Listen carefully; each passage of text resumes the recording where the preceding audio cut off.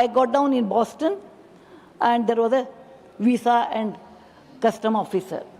I was the last in the queue. They were winding up, and I stood in a queue, and when my turn came, they were tired probably. He asked me following questions. Number one, why have you come to this country? When are you returning? What's your husband's salary? How long you want to stay in this country? How much dollars do you have? Do you have the return ticket? It was a difficult question for a young girl of 28 years old, first time coming out of country. I answered all the questions, and he checked my return ticket. Then I said, I want 6 months visa. Then he said, no, you will get only 3 months visa. He stamped it, and he did not give any explanation. Neither I had the courage to ask why only 3 months. I went to the custom officers. He looked from top to bottom and told me, lady, what are you wearing this kind of a huge material? I said, it's called sari, sir. He said, is it? Then he said, you're from which country? I told him, I'm from a country known as India. He said, oh, I know a little bit about that. Do you have snakes on the road? I said, no, only in the field. Is your father Maharaja? I said, no, he's a doctor. He asked me, how can you speak good English?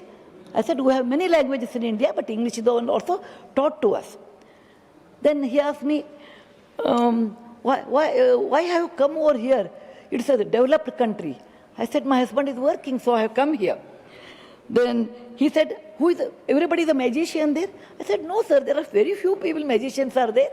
We go and see their play. It is like anyone else.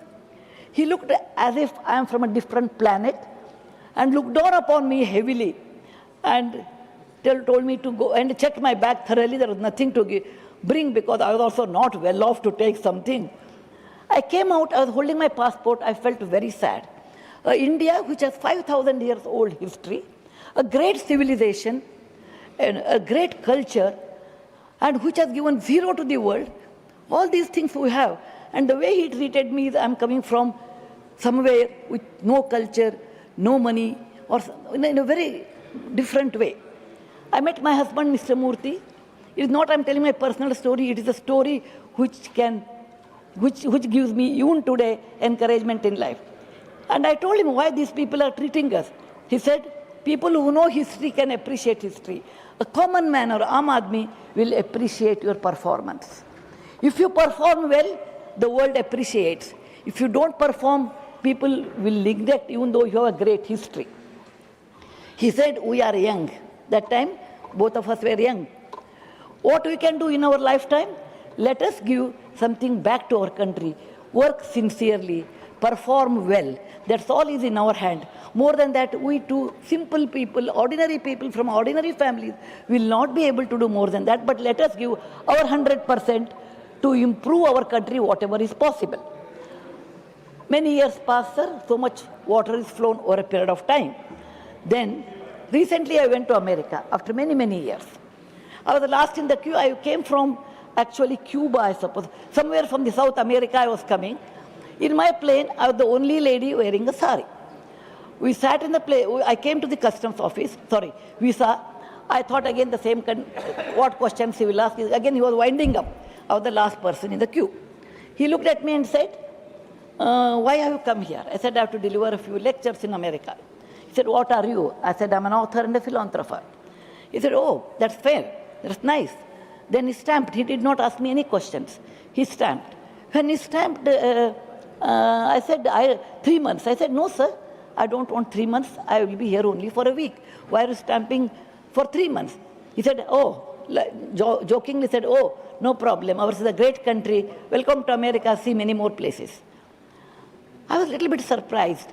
And when he was winding up, incidentally, he asked me, incidentally, ma'am, you're from which place? From India.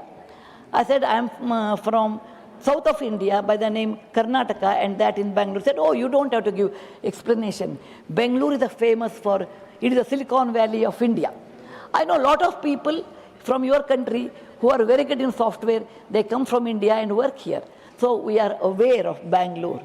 And also joked, a day may come, we can use Bangalore as the verb Bangalored. And he left. Then I went to customs office. And I thought he will ask me, what have you brought? Because I came from South America. he might search. He looked at me and said, oh, lady, we don't have to search anything for you. And you can go. And he was winding up and he came, we walked together. He said, can I ask you some more questions? I said, please do ask. He said, I observed India has changed. India has become different. He told me, you Indians are very enterprising. Lot of people are, unicorns have developed in India. And they do come for business here. I said, yes.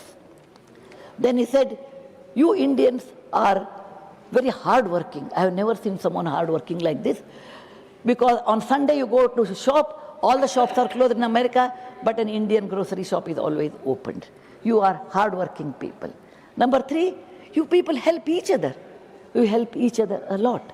Number 4, he said, on a lighter side, your food is excellent because you go to any place in America, you have an Indian restaurant and a Patel's motel.